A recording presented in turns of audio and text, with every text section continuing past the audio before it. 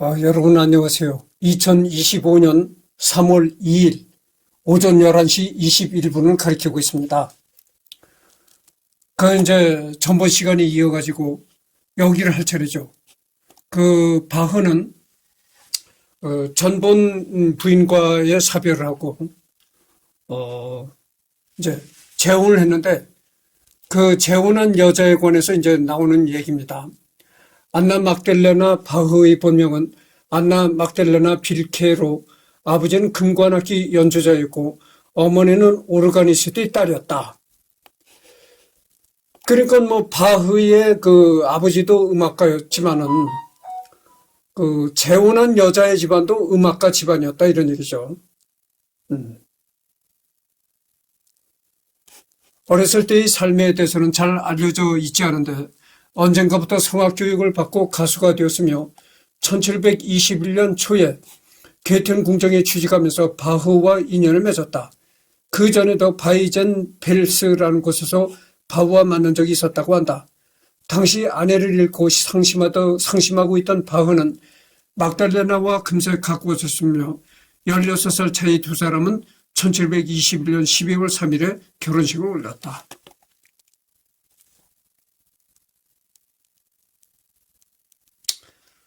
그래서 이런 걸 읽어보면은 음악 활동을 하는 사람은 음악 활동하는 집안과 이렇게 맺어지기가 쉽습니다. 음악이라는 것이 연결고리가 되는 거죠. 그렇습니다. 그렇지 않은 경우도 있지만 대부분 이 직업상으로나 이렇게 연결고리로 이어지는 경우 많죠. 막달레나 바흐는 바흐의 첫째 아내 마리아 바르바라 바흐 못지않게 내조에 충실했으며 결혼 후에도 어느 시기까지는 가수로 계속 활동하였다. 이쪽으로는 이런저런 풍파에 시달렸던 바흐지만 가정생활만큼은 행복했던 덕분에 바흐와 막달레나 바흐는 왕성한 생산력을 자랑하여 무려 13명의 자녀를 두었다. 그러니까 재혼한 여자와의 사이에도 13명의 자녀를 두었다는 거죠. 다만 이 중 6명만 성인이 될 때까지 살아남았으며 6명의 자녀 중에 요한 크리스토프 바흐와 요한 크리스찬 바흐가 중년 음악가로 성장하였다.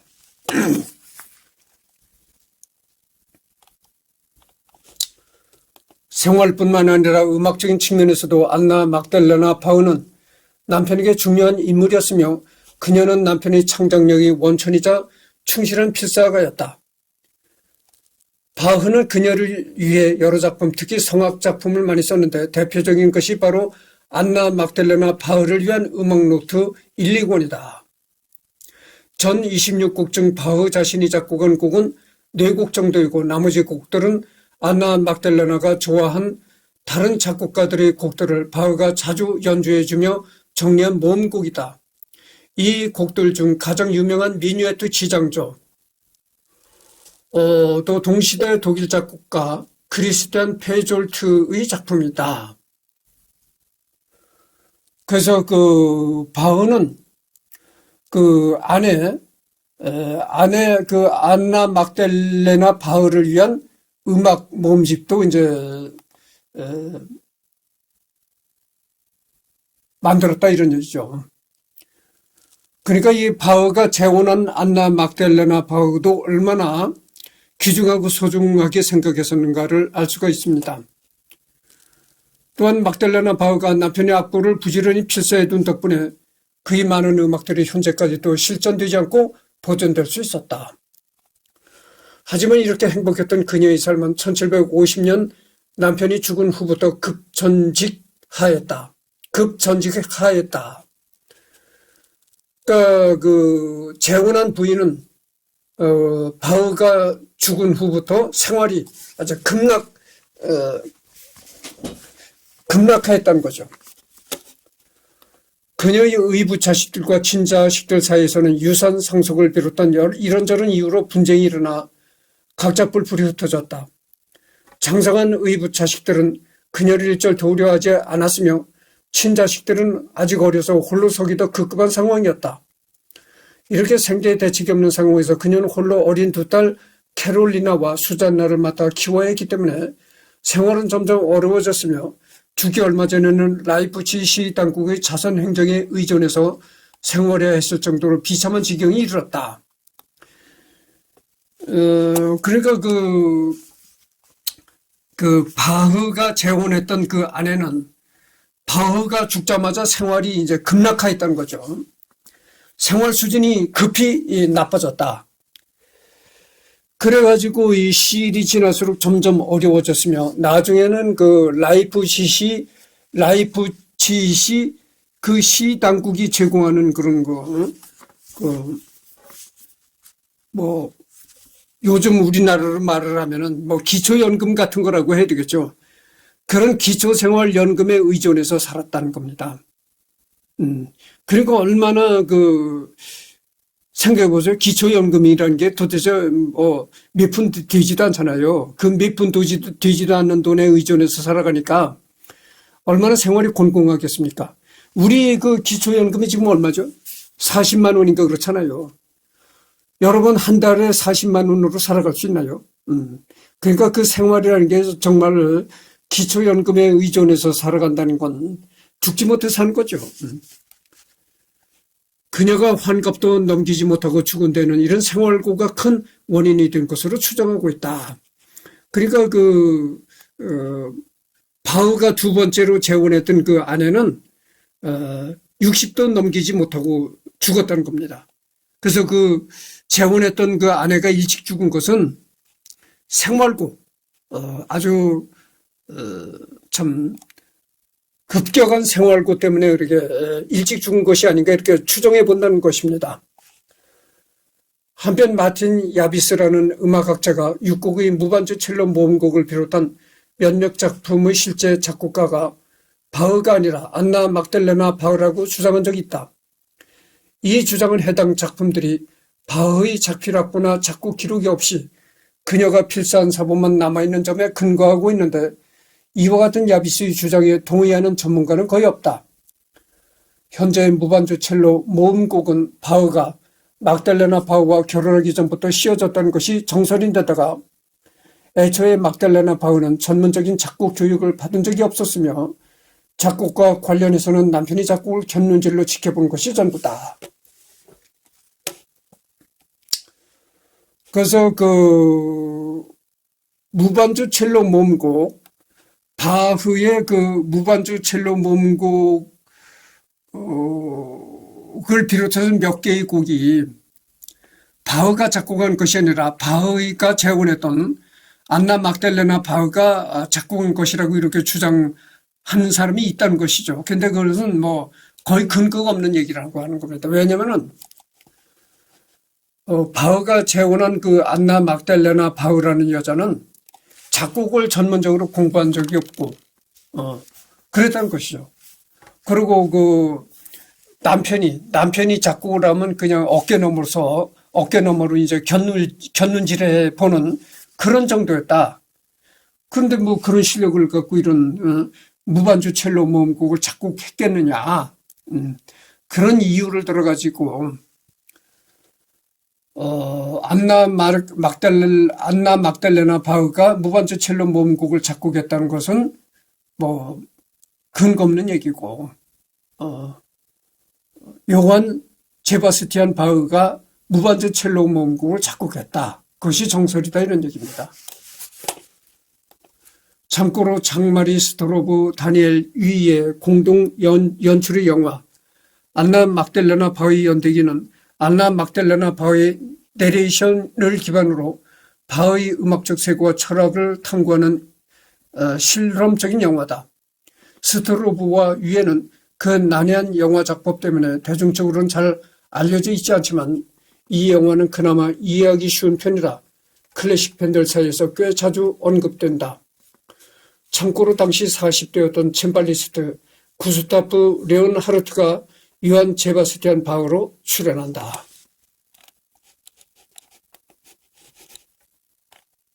특징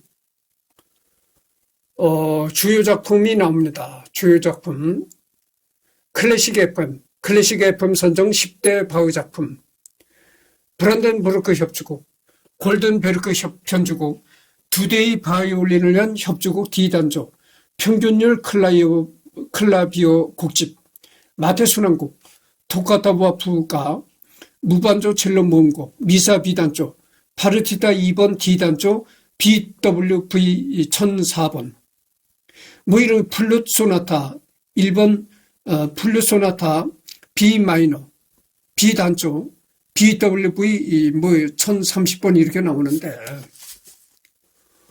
이것은 이제 영국의 라디오 방송, 영국의 그 클래식 음악 방송이 있다는 것이죠.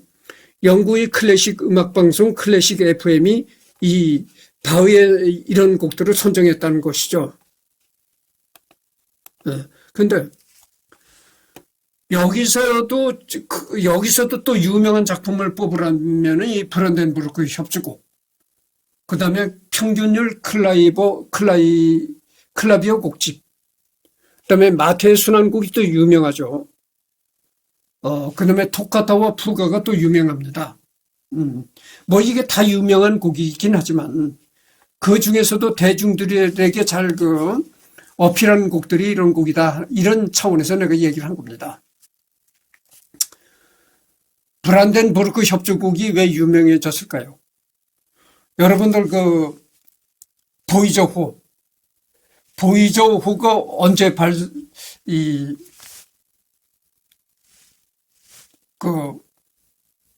로켓을 발사했냐면은 1974년인지 1975년인지 그때 보이저호를 띄웠습니다. 그 보이저호가 지금도 계속 비행을 하고 있는 거예요. 그러니까 여러분들 어떻게 됩니까? 한 50년? 50년 정도 계속 우주로 날아가고 있는 거예요. 그래서 얼마 전에 그 보이저호가 지금 이 순간에도 계속 날아가고 있습니다. 여러분 그 우주라는 게 말이죠. 우주선 로켓이잖아요. 그게 얼마나 빠른 건 줄 아십니까? 사람이 총을 빵 쏘잖아요. 그럼 총알이 얼마나 빠른 속도로 날아갑니까? 그렇게 총알 같은 빠른 속도로 우주를 날아가는 겁니다. 그렇게 총알 같은 빠른 속도로 우주를 50년 동안 날아간다고 생각해 보세요. 그 거리가 얼마겠는가? 그래서 이 보이저호가 얼마 전에 태양계 경계선까지 날아가고 있다, 이런 뉴스가 전해졌거든요. 이제는 태양계를 넘어서 심우주, 아주 깊은 우주로 계속 날아가고 있는 것입니다. 그 보이저호가 날아가면서 목성, 해왕성, 토성, 금성 이런 데를 다 스치고 지나갔습니다. 스치고 지나가면서 금성, 해왕성, 목성, 토성 이런 데 다 이렇게 직접 착륙은 안 했지만 어쨌든 간에 가까이 지나가면서 다 토성, 해왕성, 목성 이런 데 특성을 다 지구에 전송했다 이거죠. 여러분, 우리가 생각할 땐 총알 같은 속도로 나간다면 굉장히 빠르게 생각하겠죠? 그러나 이 우주의 무한광대한 우주 공간에 비교한다면은 총알 같은 빠른 속도라고 해봐야 거북이 속도뿐이 안 되는 거예요. 거북이 엉금 기어가는 거북이처럼 느린 속도에 불과한 것이죠. 우주 공간이 그렇게 무변광대하거든. 무한광대한 겁니다. 그래서 여러분들 제일 빠른 속도가 빛의 속도가 제일 빠르다고 하잖아요. 빛은 똑딱하는 1초 동안에 지구를 7바퀴 반을 돌아가는 게 빛의 속도입니다. 그렇게 빠른 빛의 속도로 가도 몇 천만 년을 가야만 도달할 수 있는 그런 별들이 수없이 많은 거죠. 우주에는. 그렇습니다. 그래서 내가 왜 보이저호 얘기를 꺼내느냐면 그 보이저호에 이 골든 디스크라고 해가지고 여러분들 컴팩트 디스크 아시잖아요. 컴팩트 디스크 잠깐만요.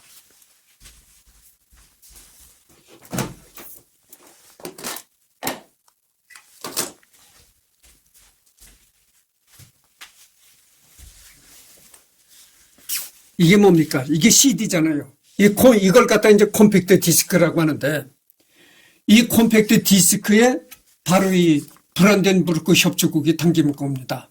그러니까 보이저우가 계속 날아가니까 어느 때쯤은 외계인을 만날 것이다. 예, 외계인을 만나게 되면은 지구에도 우리가 이렇게 우리의 존재를 알리기 위해서 지구에 이렇게 고등 생명체가 살고 있다. 이런 거를 외계인들에게 알리기 위해서 뭐 지구상에 뭐 몇백 개국의 그 인사말, 그 다음에 그 음악, 이런 걸 그 수록한 CD를, 이 콤팩트 디스크를 이 보이저호에다 실어가지고 이제 우주로 띄워보는 것이죠. 그렇게 이 콤팩트 디스크를 담은 보이저호가 계속 이 순간에도 뭐 날아가고 있다. 40년, 50년을 계속 날아가고 있는 겁니다. 근데 거기에 담긴 음악이 바로 이 바흐의 브란덴부르크 협주곡이 담겼다는 것이죠. 그래서 날아가다 외계인과 어찌어찌해서 만나게 된다 하면은 외계인이 브란덴부르크 협주곡을 들어봐라. 그래서 바흐의 브란덴부르크 곡을 여기다 실어가지고 보이저호에 실어서 보낸 것이죠. 그래서 그런 연유로다가 이 브란덴부르크 협주곡이 원래 유명한 곡이었지만 그런 연유로 인해 가지고 더 유명해졌다 이런 얘기입니다. 그래서 지금 뭐 바흐를 내가 계속하고 있으니까 언젠가는 바흐를 이 브란덴부르크 협주곡을 여러분들한테 들려드리도록 하겠습니다. 근데 뭐 작품 목록이 있습니다. 요한 세바스티안 바흐의 작품 목록을 보면은 BWV라고 표현된 BWV 끝에 이제 번호를 매긴 것이죠. 뭐 아라비아 숫자로 몇 번 이렇게 번호를 붙인 BWV 형태의 음악곡이 있습니다. 바흐의 작품 목록은 장르별 구분에 따라 BWV로 정리되어 있다. BWV.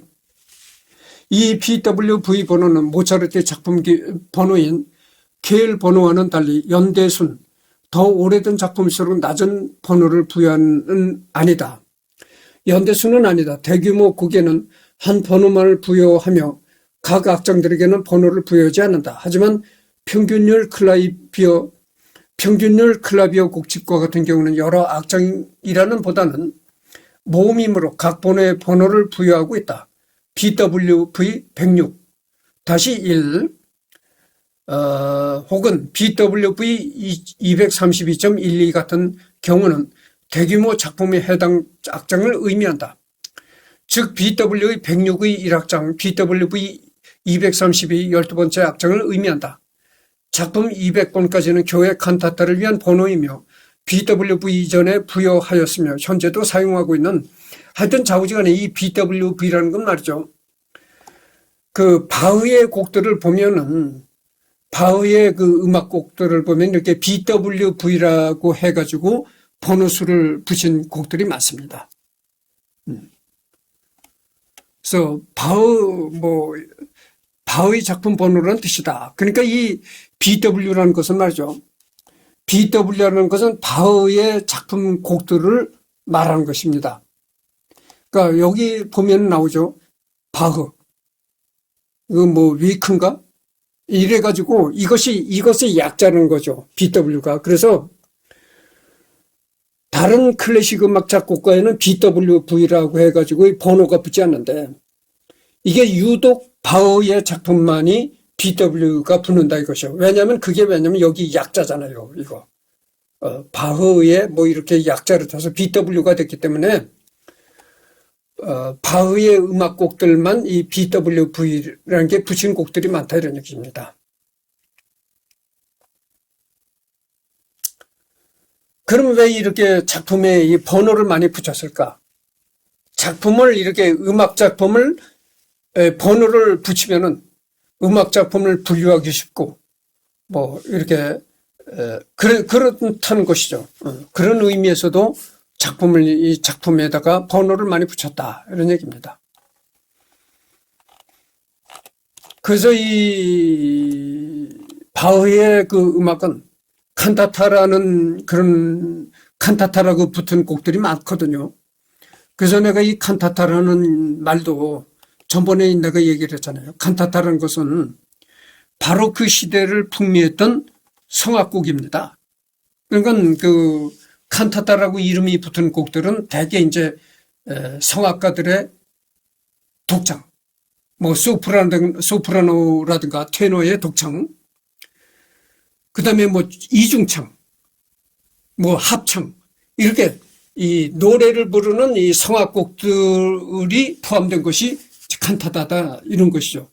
그래서 칸타타 형식의 곡들이 이제 바로 그 시대를 풍미했던 그런 곡들이다 이런 얘기입니다. 네.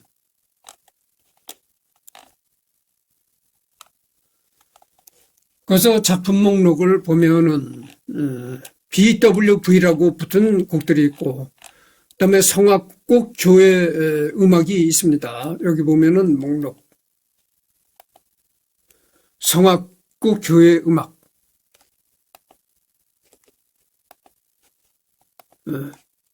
그다음에 건반 음악. 여기 보면 이제 모음곡이라고 이름이 붙은 곡들이 있는데 이건 뭐냐면 글자 그대로 여러 곡들을 묶었다.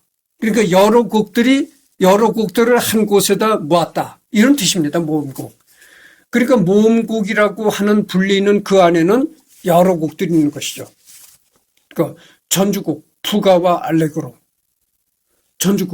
전주곡이란 건 뭐냐면 그런 거예요.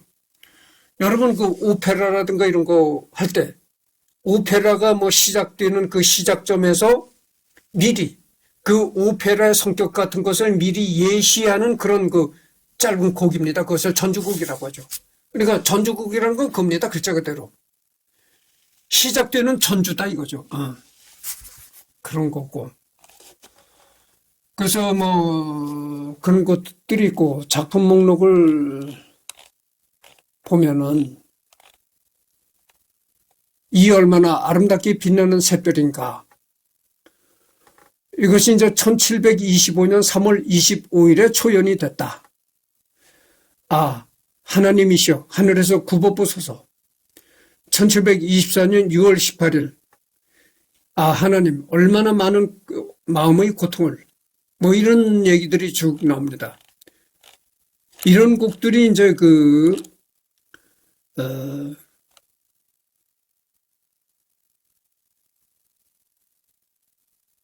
칸타타운의 이게,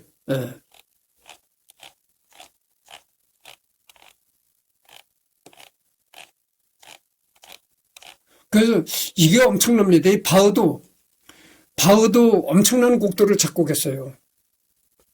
그래서 보면은 여기 나오고, 미사곡도 이 바흐가 교회 음악도 많이 작곡했습니다. 그래서 모테트, 모테트라는 것은 그 합창곡인데, 예수는 나의 기쁨. 바흐가 라이프치 칸토르로 부임한 직후 라이프치히 명문가 중 하나인 크리스토퍼 빙글러의 부인 수잔나 소피아 빙글러의 장례식을 위해 작곡된 일종의 진운 모테트이다. 한편으로 1723년 7월 라이프치히 우체국장의 부인은 요하나 마리아 키에스의 장례식에서 연주되었다는 설도 있다.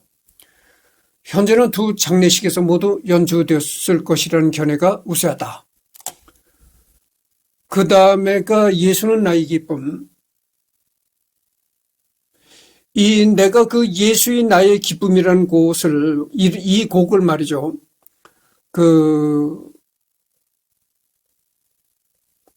나의 애창곡이라는 뭐 그런 메뉴가 있어요. 내가 하는 유튜브에. 거기에는 올렸습니다. 올렸던 적이 있다고 생각되는데. 그렇고. 그 다음에 미사곡 및 카톨릭, 전래음악. 바흐 당시 라이프치히 루터파 예배당에서는 라틴어 카톨릭 전래도 종종 거행되었다. 다만 미사용 전래음악은 전체의 미사가 아니라 키리에와 글로리아로만 구성된 소위 짧은 미사가 사용되었다. 바흐가 라이프치히에서 작곡한 미사곡도 대부분 미사 브레비스 또는 상투스, 상투스라는 것은 이제 거룩하시도다. 다만 232 비단조 미사는 미사 브레비스가 아니라 미사 롱가로서 기존에 작곡되었던 곡들을 다수 포함시켰다. 바흐는 이 미사곡뿐만 아니라 규모가 큰 종교 음악을 작곡할 때는 거의 예외 없이 기존에 작곡된 칸타타나 코랄 등을 많이 차용하여 전체 곡을 구성했다. 그래서 이 바흐, 핸델 뭐 이런 사람들이 그 종교적인 그런 종교 음악을 많이 작곡했습니다. 그래서 이 미사 음악도 많이 이제 작곡했다는 거죠. 그러니까 미사라는 것은 뭡니까? 카톨릭. 이 천주교에서 행하는 그런 예배를 미사라고 하잖아요. 그 미사곡들을 이렇게 많이 작곡한 겁니다. 바흐가. 그래서 BWV 뭐 233, BWV 234 이렇게 남바로 나갑니다. BWV라는 걸 내가 얘기를 했잖아요. 바흐, 이게 독특한 바흐의 작품이라는 용도로 붙이는 이게 약자입니다. BWV라는 게. 그다음에 순환곡이 있고, 순환곡은 이 목록에는 루가 순환곡 BWV 246도 있으나 이 곡은 바흐의 작품이 아니다. 그러니까 마태 순환곡, 이게 마태 순환곡이 또 유명한 겁니다. 유명한 곡이죠. 요한 순환곡, 마르코 순환곡. 이게 마태 순환곡의 자필 악보의 표지라는 겁니다.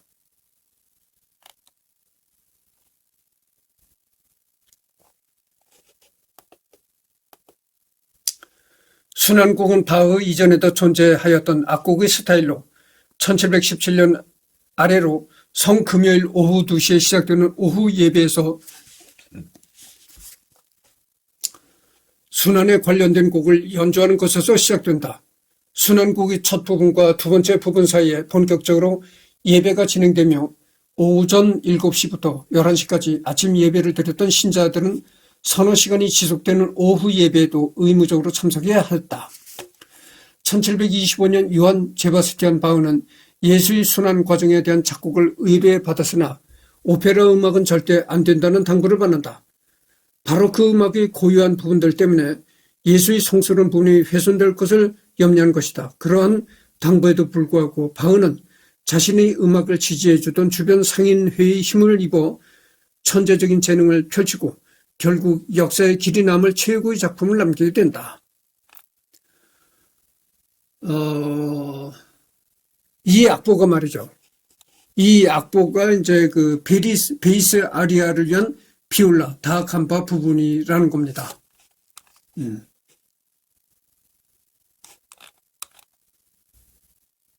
그래서 이제 초연과 멘델스존, 1729년 4월 15일 라이프치 토마스 교회에서 초연되었고 공연장의 관람석은 다 채워지지 않았다. 불행히도 같은 시간에 프로보라는 작곡가의 순환곡의 공연도 있었기 때문에 사람들이 다 그곳으로 가버렸기 때문이다. 꽤 오랫동안 꾸준히 연주되는 듯 했으나 잊혀졌다. 그러던 중 1829년 3월 11일 당시 20대 작곡가 멘델스존이 수년 이상 연구를 통하여 작품을 발굴, 본인이 직접 주의하여 대성공을 거두었다. 이후로 마태 순환곡이 다시 빛을 보게 되었다. 이후로 관현악단에 있던 빠져서는 안 될 곡이 된다. 그러니까 구성은 말이죠. 마태 순환곡의 구성은 마태 순환곡은 루터에 의해 번역된 마테오 복음서 26장, 27장을 기본으로 하며 후스랄, 피칸더의 리브레토와 자유가사, 코랄 등이 포함된다. 바흐가 칸토르로 근무하던 라이프치히에서는 복음을 의역하는 게 금지였으며 기존의 순환곡으로 많이 사용되던 브루케스의 리브레토가 성경 외의 대사가 많아 적절하지 않았다고 생각했던 바흐는 이 곡의 대본을 맡았던 당대 라이프치히 유명한 시인이었던 피칸더의 텍스트를 많이 차용했으며 도입합창과 종결합창을 위한 텍스트 역시 피칸더에 의해 탄생했다. 문제가 되었던 베드로의 아리아 같은 부분도 삭제하고 성경 인물이 아닌 알토 독창자가 부른 아리아, 불쌍히 여기소서로 바꾸어 한층 보편성을 갖는 느낌이 되었다. 이 아리아는 마태 순환곡의 아리아 중 가장 유명하고 중요한 아리아가 된다.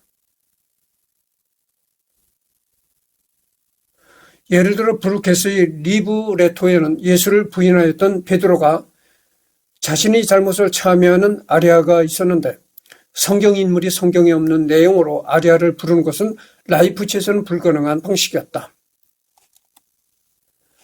당대의 순환곡의 구성대로 크게 일부, 예수의 순환 예고, 최후의 만찬, 겟세마네 동산에서의 번뇌와 유다의 배신. 그러니까 이 마태 순환곡을 보면은 일부는 예수의 순환 예고, 최후의 만찬, 겟세마네 동산에서 번뇌와 유다의 배신, 뭐 이런 그 내용으로 구성되어 있다고 하죠. 일부가, 마태 순환곡 일부가 이런 내용으로 구성되어 있고, 2부는 체포 후 고문 십자가형과 죽음, 그리고 전통적인 순환 예배는 1부와 2부 사이에 목사의 설교가 들어갔다. 따라서 이 곡을 당대 순환 예배에 올렸다면 전체 악곡 시간 약 3시간의 목사의 설교까지 합쳐서 4 내지 5시간 되는 긴 예배가 되었을 것이다. 악곡은 에반젤리스트, 복음 가사의 해설, 성경대로 진행되는 스토리라인 속의 합창, 아리아, 코랄 등으로 구성되는데 곡에 섞인 코랄은 바흐가 작곡한 것이 아니고 실제 사용되던 루터교의 코랄을 차용한 것이다.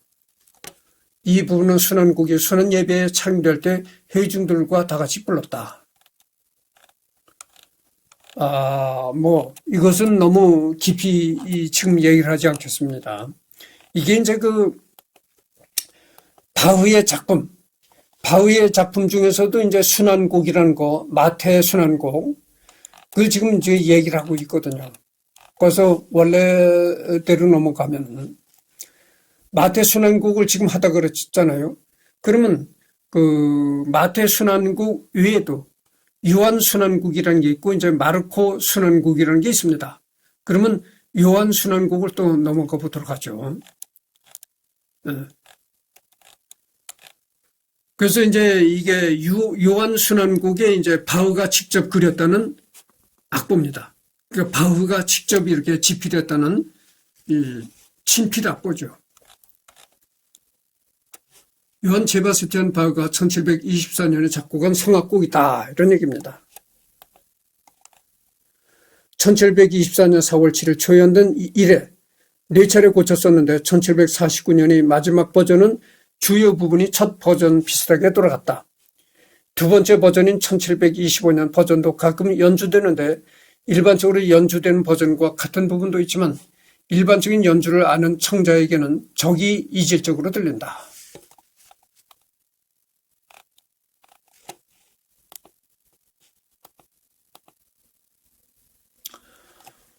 그래서 내가 여기서 여러분들한테 좀 얘기하고 싶은 것이 있는데 지금 우리나라에도 여러 가지 종교가 있잖아요. 가톨릭, 그 다음에 이제 불교, 그 다음에 기독교 그렇다는 것이죠. 근데 이 음악과 종교는 말이죠. 또 이것이 불가분의 관계입니다. 뗄래야 뗄 수 없는 관계죠. 내가 얘기를 했잖아요. 중세 시대라는 것은 말이죠. 종교가 서양사에서 이제 중세 시대라는 게 있었거든요. 서양의 중세 시대라는 건 뭡니까? 이 종교가 모든 사회, 문화, 교육 모든 것을 이렇게 짓누르고 있던 그런 시대다 그죠. 정치, 문화, 사회, 교육 모든 분야를 종교가 이렇게 지배하고 있던 그런 시대다 이거죠.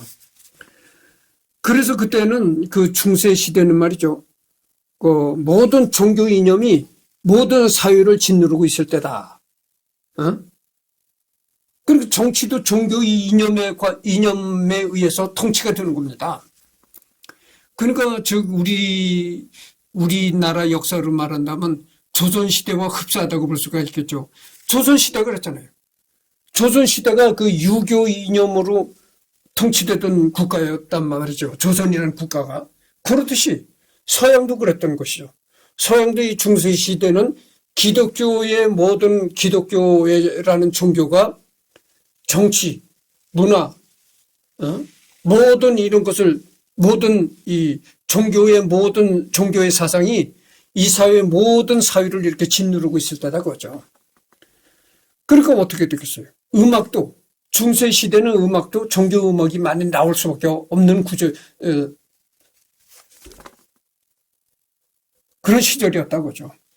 그러나 일단 그 중세 시대를 지나서 중세 다음에 뭐가 옵니까? 르네상스가 오잖아요.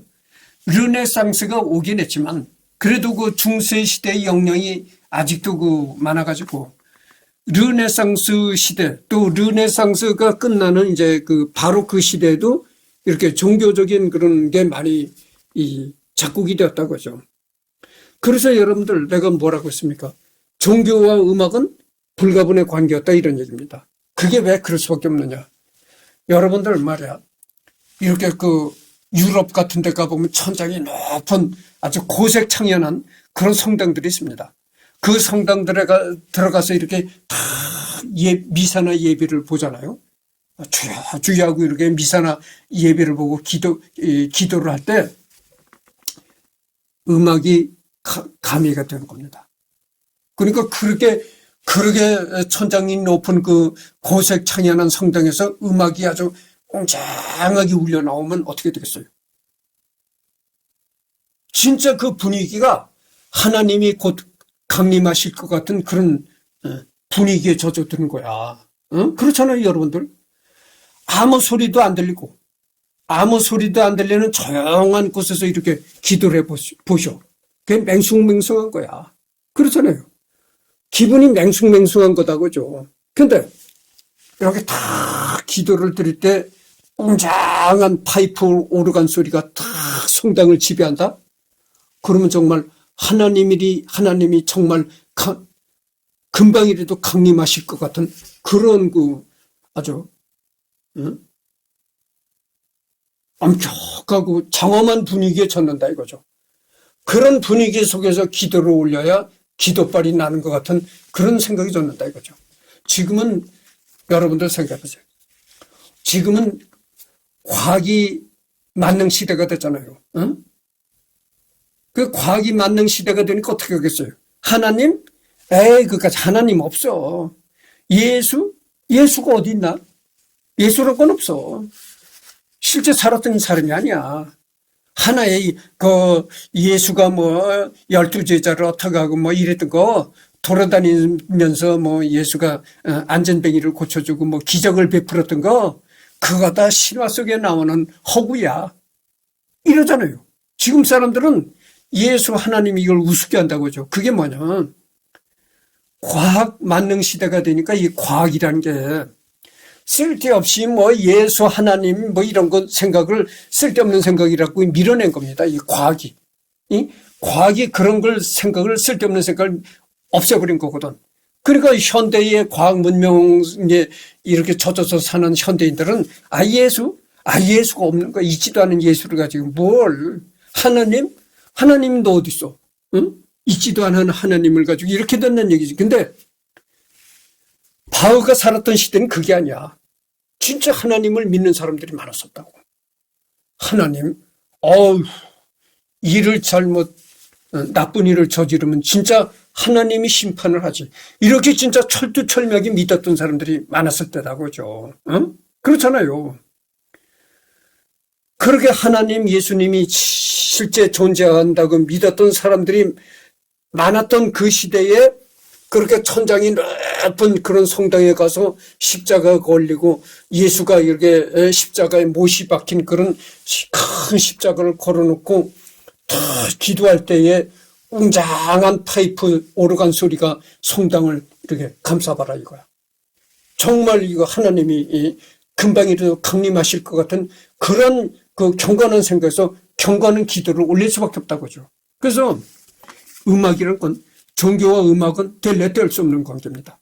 그 음악이 웅장한 음악에 나옴으로써 정말 예수님이 금방이라도 강림할 것 같은 그런 기분에 젖는다고 하죠. 불교는 음악이 없나요?